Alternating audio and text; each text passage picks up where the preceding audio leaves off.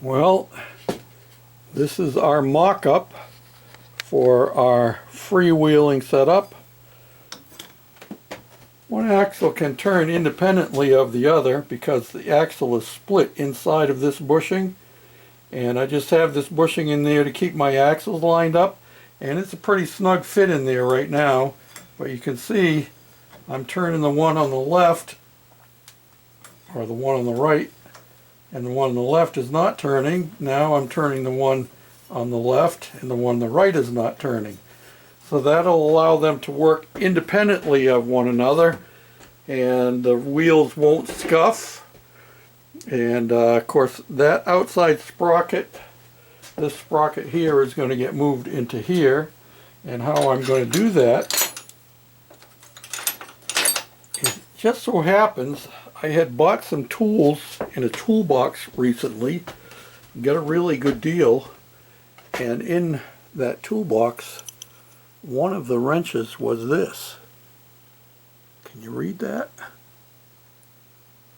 Come on now, focus. There we go. That's a Bonnie 13 millimeter. Well, come to look in my junk toolbox that I keep wrenches that I use for brackets, I had another Bonnie 13 millimeter. So they're identical, just like that. So what we're going to do is we're going to use them, and they're going to get mounted down in here like this.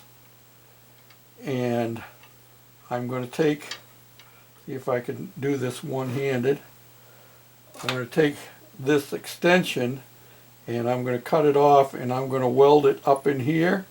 I'm going to cut the square off and cut this part, so I just have this little short section in there, and that's going to get welded in between there, and that'll give me, and then after we get this all welded up, then we can cut the middle out, and that'll give us enough clearance for our larger sprocket, which would hit if I tried to put it in there now.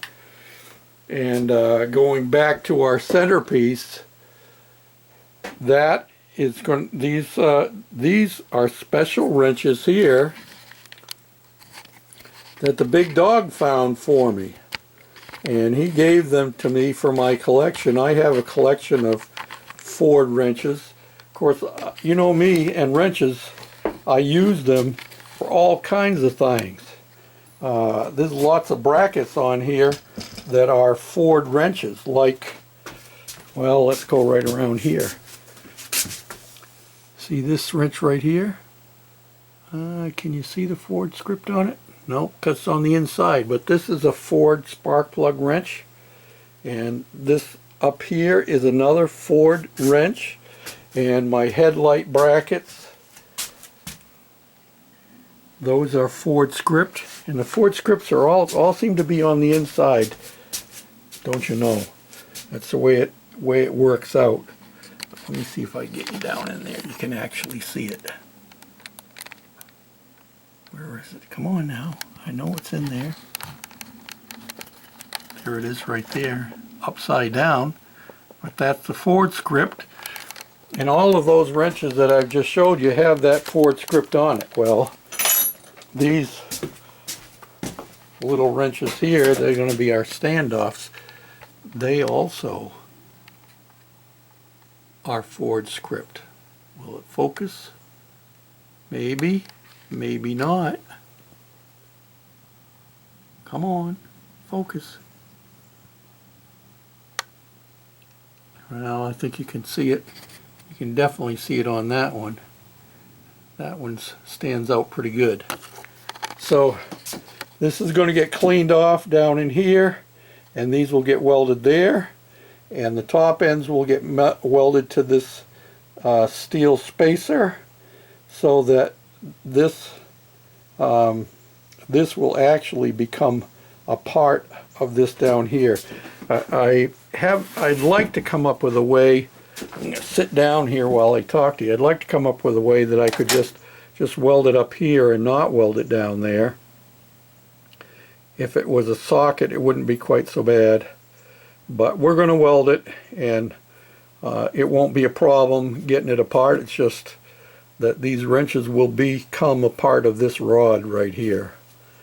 And we had to cut down all these pieces of these steel shafts. I just have this bungee cord on there temporarily because these are just sitting in there. They're not welded.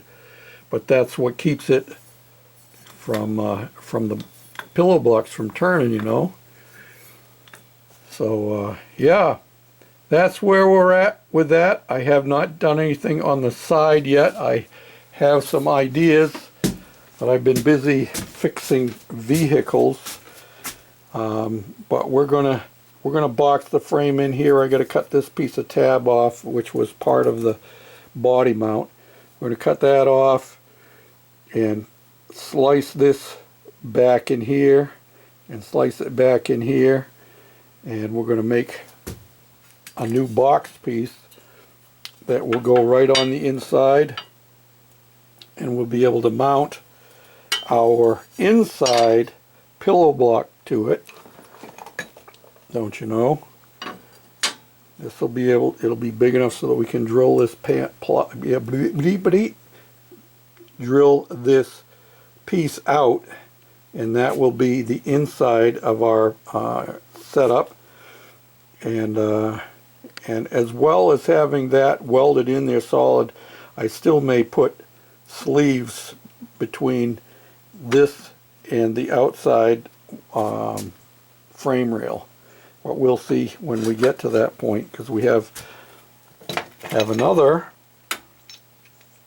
pillow block that's going to go on the outside, and I think I already showed you this, but this is going to go on the outside like this. But the frame is not wide enough for it to be bolted into it like that, and it's too wide for it to go over the top. So that's why I'm going to cut this out, and I'm going to remake the box section so it'll be totally boxed in where that sprocket goes through anyway. So that's where I'm at.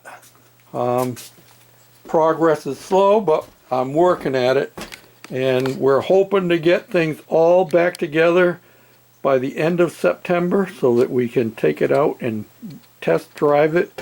I'm hoping to have my grandson Noah here. You'll all remember Noah from back in the day. Well, he ain't no little kid like he was. I'll show you a picture of what he was like when we started this. And this is Noah sitting up here, and he's trying out the Goofy cart. And he's full grown now. I think he's 17 years old. So that's where we're at. Thanks for watching, commenting, subscribing, thumbs up, sharing, all of them good things. And until next time, this is George, the Shade Tree Fix-It Man, saying bye for now.